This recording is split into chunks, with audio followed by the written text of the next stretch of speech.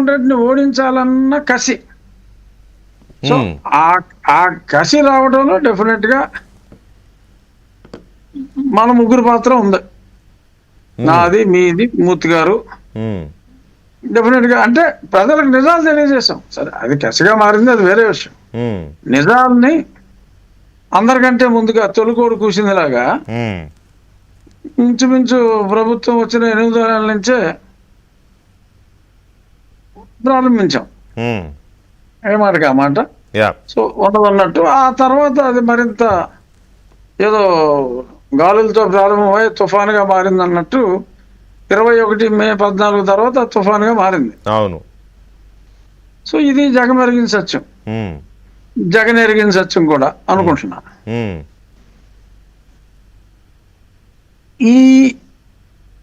ఆ రోజు మే 14న ఎన్నికలు అయినాయి, అతని ఫేట్ ఫ్రీజ్ అయిందని నేను ఆ రోజు కూడా అన్నా. కానీ రిజల్ట్ వచ్చిన తర్వాత కదా శంఖంలో పోస్తేనే తీర్థం. అది కంప్లీట్ అయింది మనకి ఎప్పుడో ఆ జూన్లో రిజల్ట్స్ వచ్చినాయి. అవును, ఇంకా దేశంలో ఎలక్షన్లు అన్నీ అయిన తర్వాత వచ్చినాయి. బట్ ఆ తర్వాత వచ్చిన రాబోతున్న మే 14 రేపే. ఓకే, ఎలక్షన్స్ తర్వాత వస్తున్న ఫస్ట్ మే 14 రేపే. తర్వాత రిజల్ట్ వచ్చిన తర్వాత వచ్చిన మే 14 రేపే. అంటే ఎలక్షన్ బాక్సుల్లో అతని ఫేట్ ని ఫ్రీజ్ చేసింది రేపు. ఏ రోజైతే నన్ను తీసుకెళ్లి చితకొట్టారో అదే రోజు ప్రజలు ఓటు అనే ఆయుధం ద్వారా, ఏదో యష్ సినిమా KGF 2లో పెద్ద గన్నెట్టు కాలుస్తాడు చూసారా, తిప్పేసి అవునవును అలా కాల్చేశారు జనం. ఆ ఓటు అనే ఆయుధంతో జగన్మోహన్ రెడ్డి ప్రభుత్వాన్ని కుప్పకూల్చేశారు ఆ రోజు. అవును. సో ఆ రోజు మళ్ళీ ఆ ఎలక్షన్ అయిన తర్వాత అది రేపే వచ్చింది కాబట్టి అది నా పుట్టినరోజు కూడా. నా పుట్టినరోజు నాడే అతను ప్రజల చేత కొట్టించుకున్న రోజు కాబట్టి ప్రజల ప్రతీకారం ఆ రోజు తీరింది. కాబట్టి నా పుట్టినరోజే కాదు, రేపు జరగబోయేది ప్రతీకార దినోత్సవం కూడా రేపే. అయితే ఏం జరిగిందని మీరు రేపు ఉత్సవం చేయాలనుకుంటున్నారు?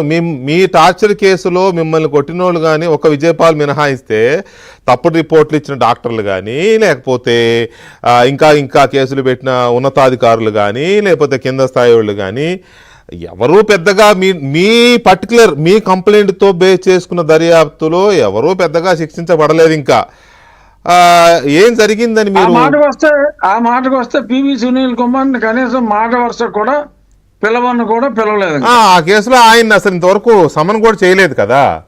అవునండి. మరి అలాంటిది మీరు ఏమి సాధించారని రేపు ప్రతీకారం? నాకు అర్థం కావట్లా. లేదు, అది సాధించుంటే దానికి టైటిల్ ఇంకోటి పెట్టుకుని ఉండేవాళ్ళు. ఓకే.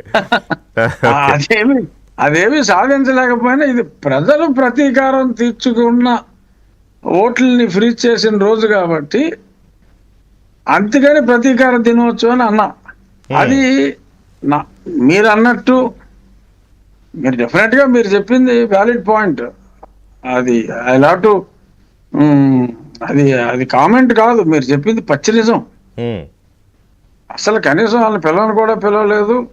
ఆ కేసు విషయంలో నేను ఇప్పటి వరకు సాధించింది శూన్యం. ఒక FIR కట్టించగలిగాను తప్ప అంతకు మించి పెద్ద అడుగు వేయలేదు అనేది నిజం. ఇన్వెస్టిగేషన్ కూడా మీరే చేసుకున్నారుగా చాలా వరకు నేనే చేసుకున్నాను. ఇన్ఫర్మేషన్లు ఇచ్చాం, అయింది. సరే, అతను సునీల్ కుమార్ మరి అతను బెదిరిస్తున్నాడని చెప్పి పిలవలేదా, ఎందుకు పిలవలేదో నేను ఇచ్చిన ఇందులో కాకపోయినా అదే వేరే ఇష్యూల్లో ఇది మన ఇది రెడ్ శాండ్లు, అందులో అగ్రి గోల్డ్ లో ఉన్న రెడ్ శాండ్లు కొట్టేసింది, అక్కడ అక్రమ అకౌంట్లు ఓపెన్ చేసి అతను ఆ డబ్బులు కొట్టేసింది, ఈ చాలా డీటెయిల్స్ అన్నీ కూడా ACBకి ఇవ్వటం జరిగింది. సో ఆ కేసులో అతను కొట్టేసాడా లేదా అన్న దాని మీద ACB విచారణ జరుగుతుంది. ఆ తర్వాత ఎన్నోసార్లు ఈ విదేశాలకు వెళ్ళాడు, అవన్నీ కూడా ఎప్పుడో మన గవర్నమెంట్ ఆఫ్ ఇండియా కూడా మీ టార్చర్ కేసులో కీలకమైన మీరు చెప్పే సునీల్ కుమార్ గారు కానీ, లేకపోతే సీతారామాంజనేయులు గారు కానీ, సీతారామాంజనేయులు గారు కానీ, ఇంకా మరికొంతమంది కానీ, వీళ్ళందరూ ఆ జత్వానీ కేసులోనో, ఆ అమ్మాయి నటి జత్వానీ కేసులోనో, లిక్కర్ కేసులోనో ఇట్లా ఇదవుతున్నారు తప్ప మీ కేసులో ఎవరికి ఇది అవ్వలేదు. చివరికి ఆ డాక్టర్ ప్రభావతి గారు కూడా బెయిల్ తెచ్చుకుంది. ఆమెను కూడా ఇన్వెస్టిగేషన్కి విచారణకు పిలిచారు తప్ప ఆమెకేమీ ఇది అవ్వలేదు ఇంకా. సో ఈ పరిస్థితుల్లో బెయిల్ వచ్చేదాకా ఆవిడ దొరకలేదు. ఆవిడ సుప్రీంకోర్టులో రిలీఫ్ తెచ్చుకునేదాకా వీళ్ళు వెతుకుతూ ఉన్నారు. లో ఉన్నారు ఆవిడ. సో ఈ పరిస్థితుల్లో మీ కేసుకు సంబంధించి మిమ్మల్ని అంతగా టార్చర్ పెట్టిన ఇష్యూలో చెప్పుకోదగ్గ అరెస్టులు కానీ శిక్షలు కానీ ఎవరికి పడలేదు. ద ఓన్లీ వన్ థింగ్ ఏంటంటే మీరు శిక్షలు కాదండి బాబు, మీరు సో జనరస్ కనీసం పిలవని కూడా పిలవలేదని చెప్తున్నాను నేను. అదే correct, you are right. So the only thing ఏంటంటే ప్రజలు గత మేలో జరిగిన ఎన్నికల్లో జగన్మోహన్ రెడ్డిని అధికారంలోకి దించారు. అదొకటి 14వ తారీఖు ఉదయంతో అతని ఫార్చ్యూన్ ఫ్రీజ్ చేసి పెట్టారు పెట్లో. అదొక్కటి మీరు ప్రతీకారం తీర్చుకున్నామని ప్రజలు, నా తరపున ప్రజలు కూడా ప్రతీకారం తీర్చారు అనే ఒక సంతృప్తి ఆ సాటిస్ఫాక్షన్ ని దాంతో పాటు సరే నేను